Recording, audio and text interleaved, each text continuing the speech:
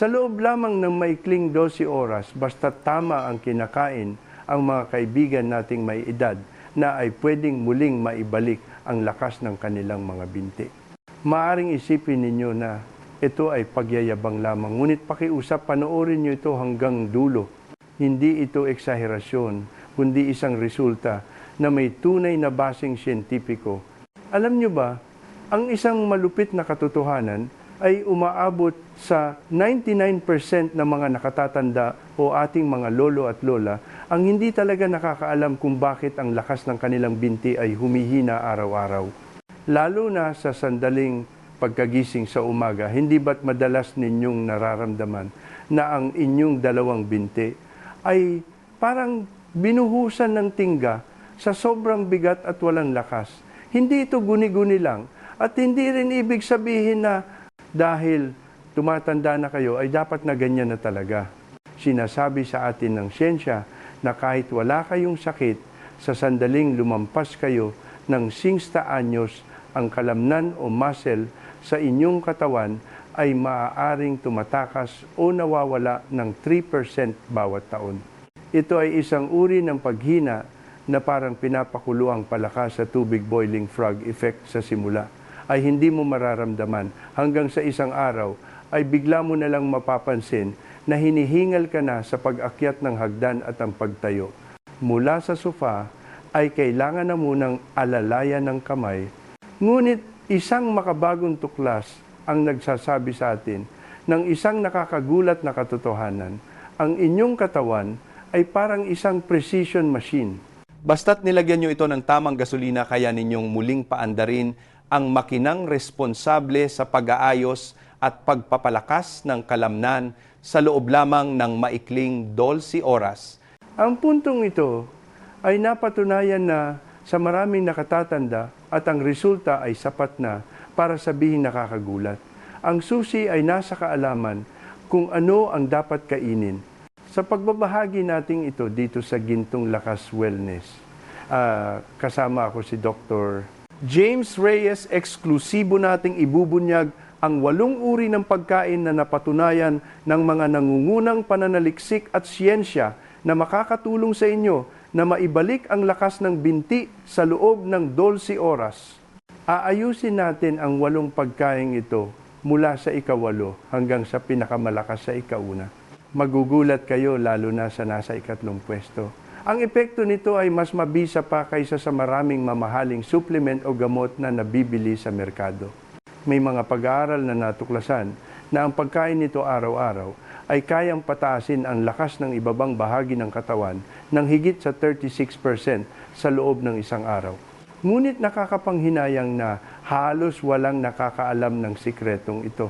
Bago tayo pumasok sa paksa, kung nagmamalasakit kayo sa inyong kalusugan, pakipindot muna ang subscribe button ng Gintong Lakas Wellness at i-on ang notification dahil dito natin tinatalakay ang mga katotohanang walang gustong pag-usapan.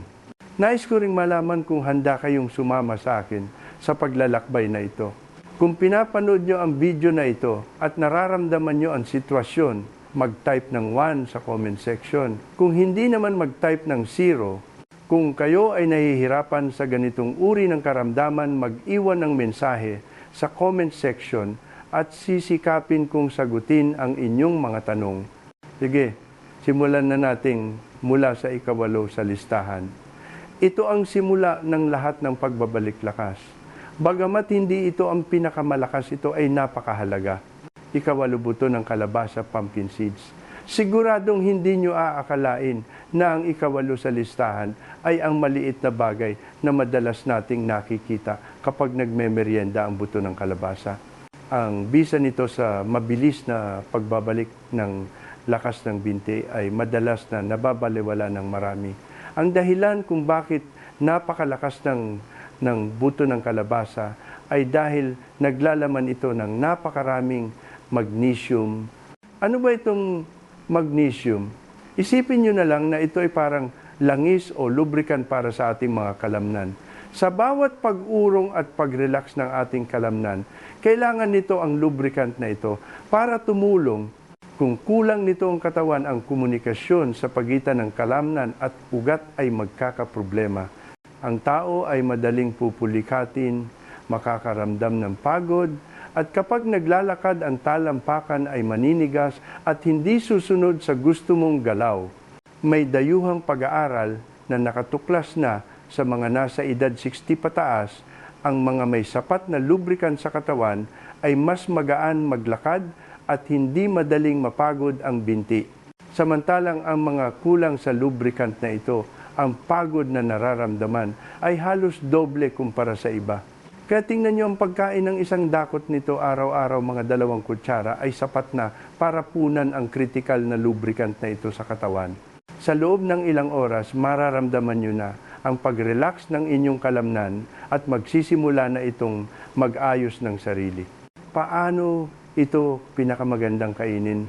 Para mapababa ang phytic acid ng buto ng kalabasa at mapataas ang pagsipsip ng katawan sa minerals, pinakamainam na ibabad ito sa malinis na tubig sa gabi bago kainin kinabukasan. Pwede niyong ihalo ang binabad na buto ng kalabasa sa inyong taho gatas sa umaga o kaya ay direktang iwisik sa O8 meal o lugaw. Tandaan, siguraduhing bumili ng plain o walang asin na buto ng kalabasa.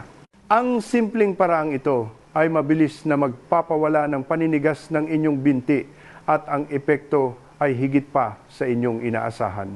Ikapito, tart cherry juice katas ng maasim na cherry ang tart cherry juice. Huwag nyo itong maliitin. Hindi lang ito masarap inumin, kundi ito rin ang sikretong sandata sa pag-recover ng inyong kalamnan. Ang galing nito ay nasa taglay nitong anthocyanins. Ang kayamanang ito ay may 3 malalaking kakayahan. Kayang-kayang puksain ang pamamaga sa katawan at bawasan ang mga masasamang elemento na nagpapahirot sa ating mga kasukasuan at kalamnan. Pinapaganda ang daloy ng dugo. At ang pinakamahalaga, mabilis nitong nililinis ang mga basura o lactic acid na naiipon sa binti pagkatapos kumilos. Sa isang napakahigpit na siyentipikong eksperimento, pinaglakad at pinaakyat ng hagdan ng mga siyentipiko ang isang grupo ng mga nakatatanda pagkatapos ay pinainom sila ng tart cherry juice 2 beses sa isang araw. Ano ang resulta? Ang naramdamang sakit ng kalamnan ng mga taong ito ay biglang nabawasan ng halos 1,004 to 1/4 at ang lakas ng kanilang binti ay halatang lumakas. Ang mas nakakamangha ang epekto nito ay napakabilis, karaniwang nararamdaman ito 8 hanggang 12 oras matapos inumin. Kung madalas kayong makaramdam ng paninigas, pamamaga o madaling pulikatin ang binti, bagay na bagay sa inyo ang inuming ito. Paalala, mas mabisa ang pag-inom ng juice kaysa sa pagkain mismo ng cherry dahil ang juice ay concentrated o siksik. Ang isang maliit na baso ay maaring katumbas ng ilang daang gramo ng sustansya ng cherry.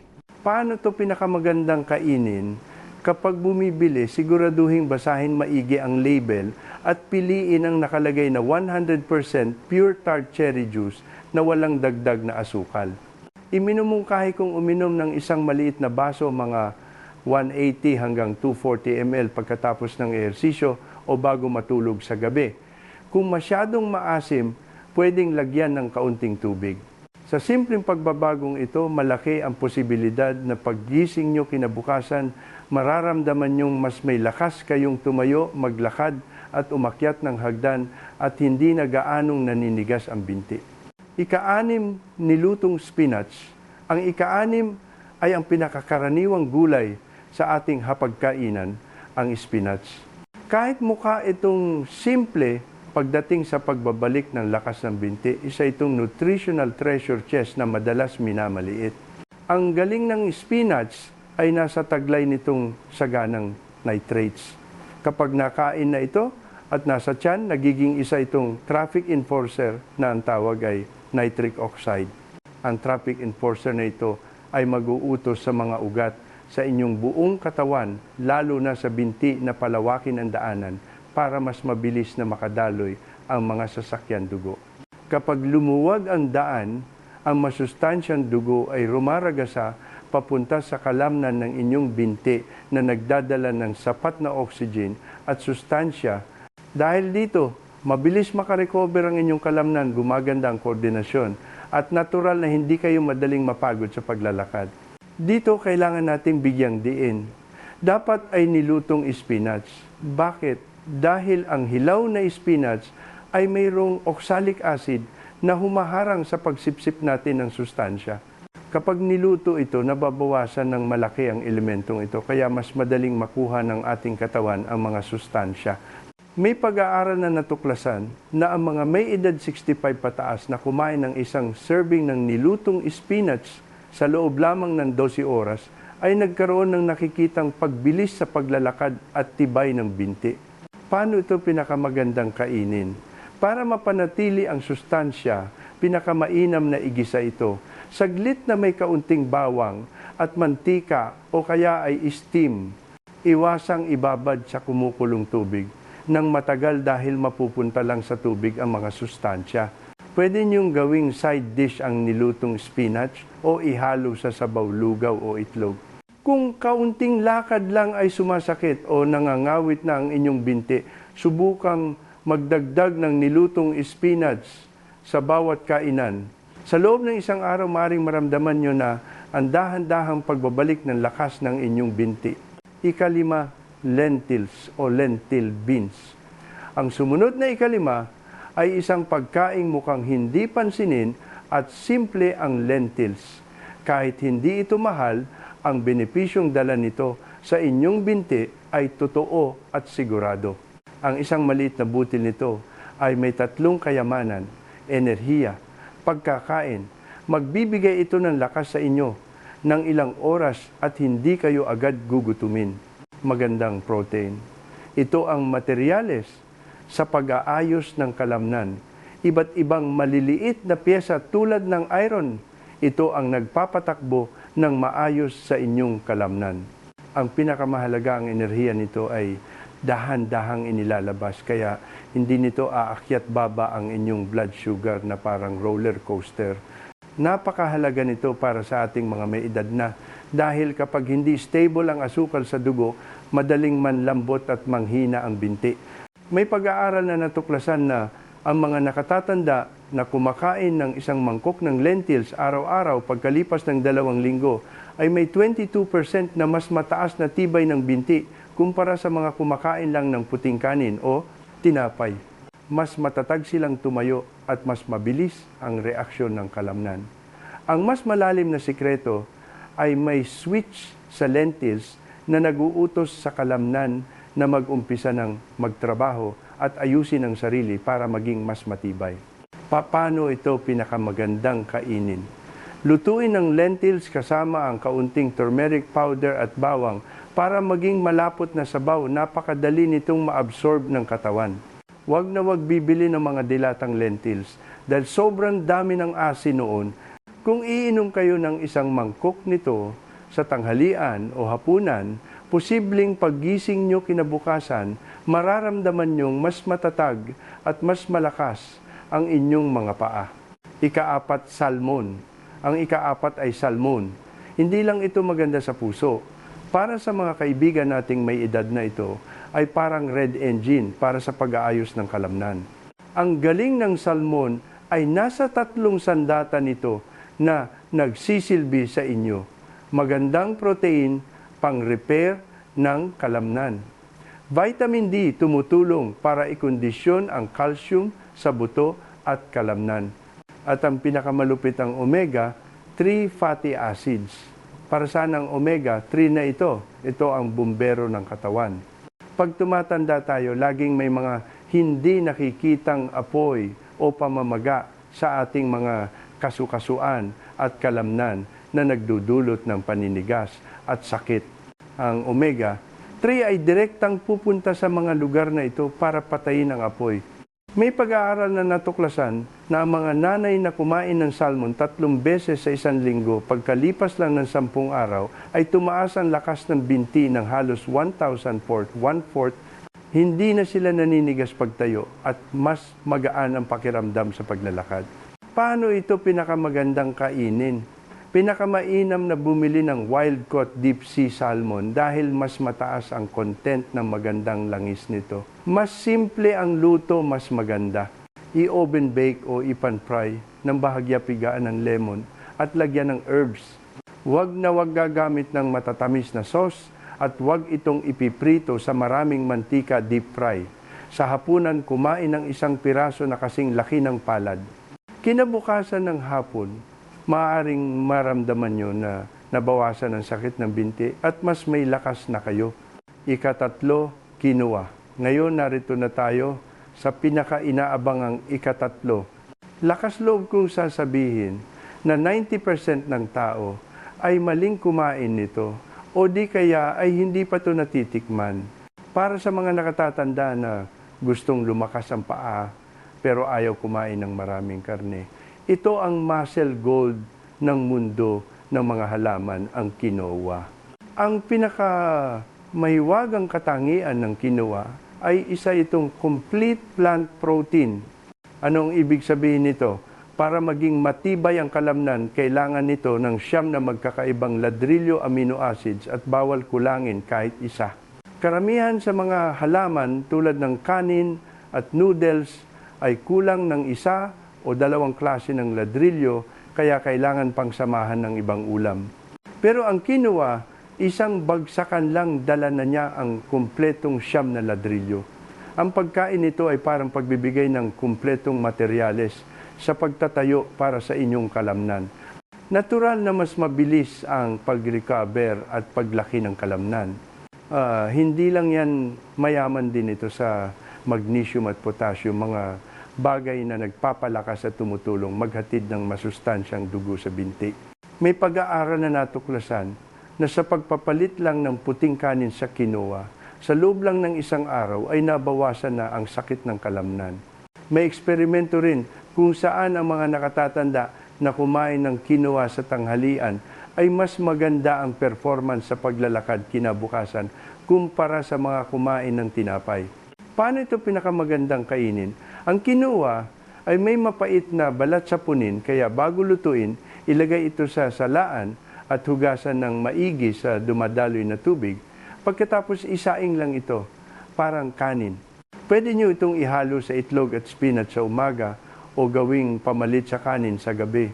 Pagkakain nyo nito sa gabi, ang mga sustansya nito ay tahimik na aayusin ang inyong binti habang natutulog kayo. Pagising nyo, mapapansin nyong mas may lakas at mas matatag ang inyong paglalakad. Ikadalawa, beets beetroot. Narito na tayo sa pangalawa sa listahan ang beets o beetroot. Hindi lang ito gulay na may magandang kulay. Ito ay parang natural na turbocharger para sa inyong blood circulation system. Ang sikreto ng beetroot ay ang taglay nitong nitrates. Pagkakain nito, nagiging nitric oxide dito sa tiyan.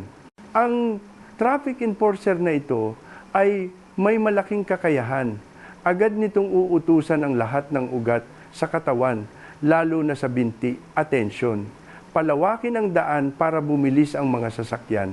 Isipin nyo, kapag lumawak ang daan, ang dugong may dalang oxygen at sustansya ay raragasa papunta sa kalamnan ng binti nyo. Madalas na nararamdaman ng mga lolo't lola na naninigas at nilalamig ang binti dahil masikip na ang daan o ugat at traffic na ang dugo.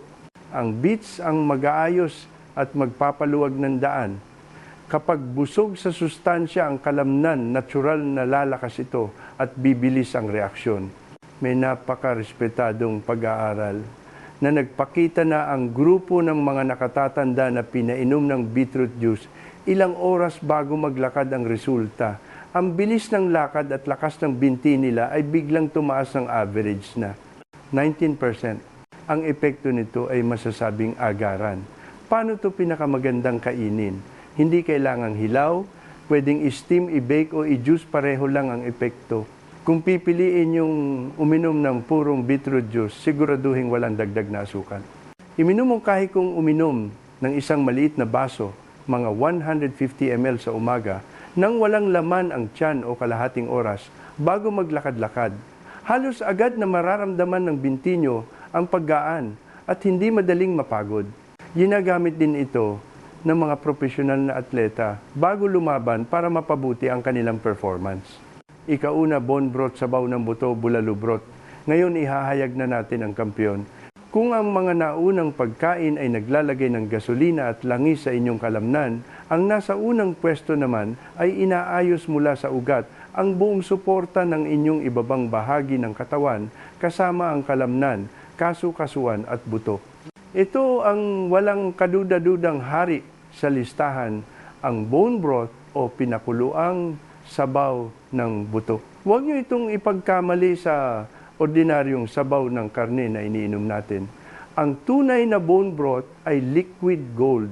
Siksik ito sa lahat ng pangunahing sangkap na kailangan ng katawan para mag-repair collagen, para sa pampadulas ng kasu-kasuan, mga anti-inflammatory na sangkap para mabawasan ang sakit at iba't ibang amino acids para maiwasan ang pagkawala ng kalamnan.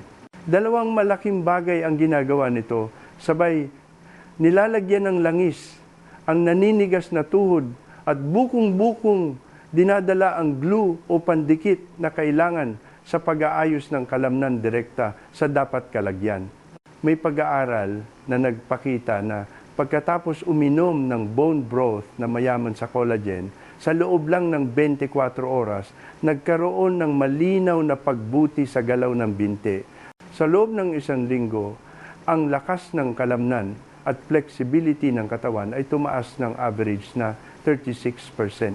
Bakit ganun kabilis ang epekto? Ang susi ay dahil isa itong nutritional injection na naiinom.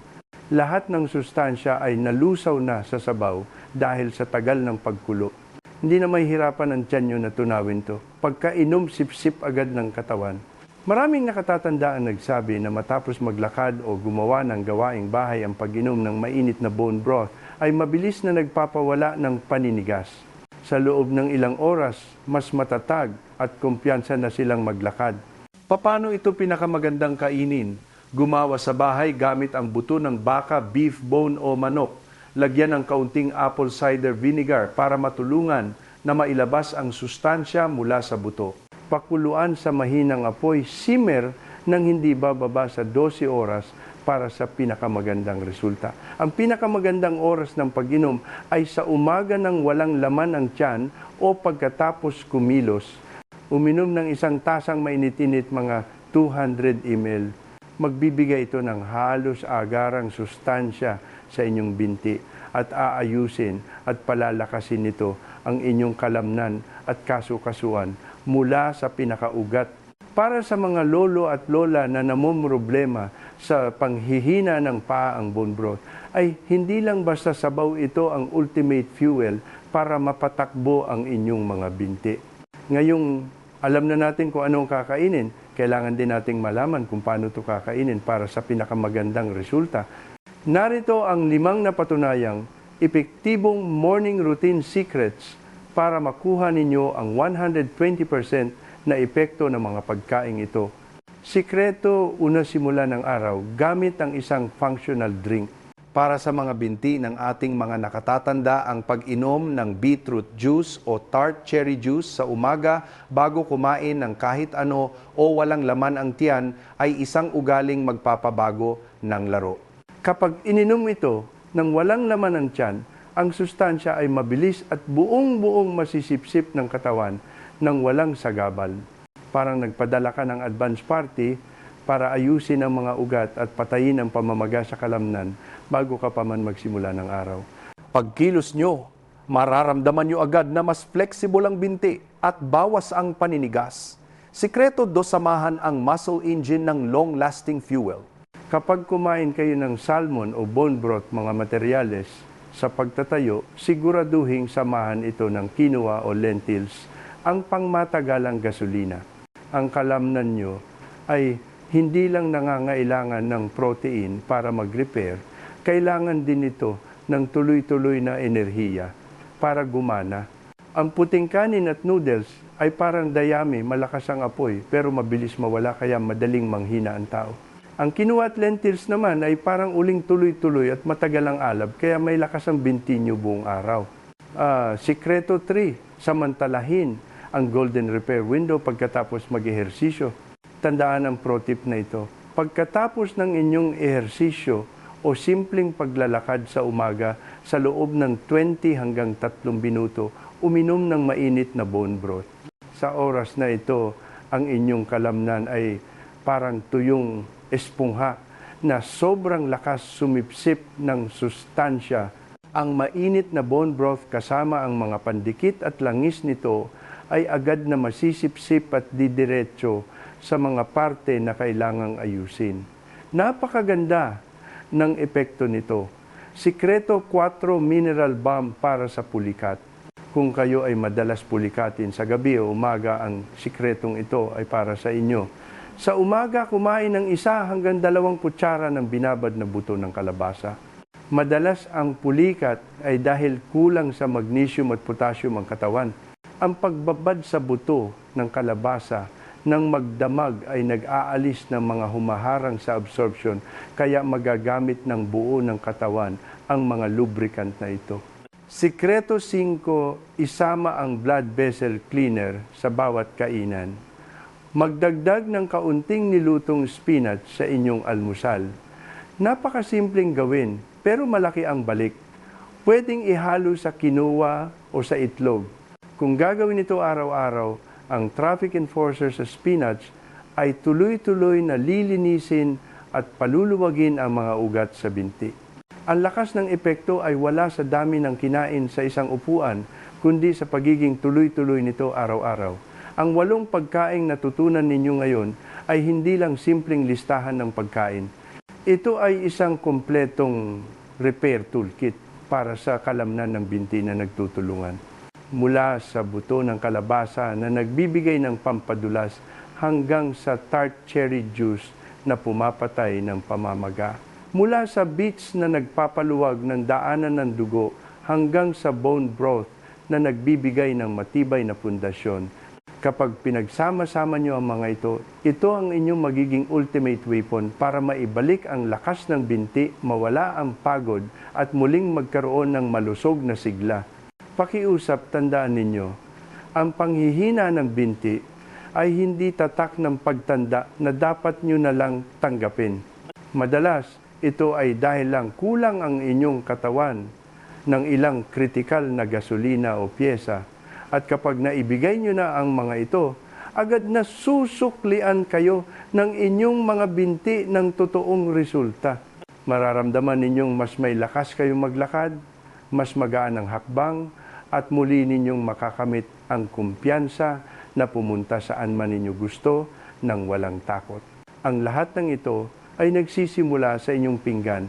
Simula ngayon, lakasan ng loob na subukan ang 8 pagkaing ito. Kinabukasan ng umaga, obserbahan ng mabuti ang inyong mga binti. Posibleng madiskubre nyo na mas kontrolado nyo na ang galaw nito, mas maganda ang balanse at nabawasan ang paninigas. Sa bawat subo muli ninyong itinatayo ang mas malakas na mga binti para sa inyong sarili. Alin sa mga pagkaing ito ang gusto nyong subukan muna? O baka naman ginagawa nyo na ang ilan sa mga ito? Ibahagi sa amin sa comment section. Tandaan ang inyong pundasyon ay ang inyong mga binti.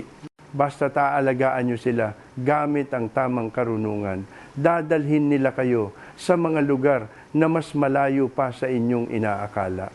Kung sa tingin nyo ay nakatulong ng malaki ang video na ito, huwag ipagdamot ang inyong like bilang suporta at i-share din ito sa mga kapwa natin lolo at lola o may edad na nahaharap sa parehong problema. Kung nais ninyong makakuha pa ng mas maraming payong pangkalusugan na may basing siyentipiko at praktikal, siguraduhing mag-subscribe sa channel na ito, ang Gintong Lakas Wellness. Inaabangan namin ang inyong mga kwento ng pagbabago sa comment section. Ang bawat pagbabahagi ninyo ay maaaring magbigay liwanag at pag-asa sa ibang tao. Magkita-kita tayo sa susunod na video, mga Kagintong Lakas. Ito si Dr. James Reyes, nagpapaalam.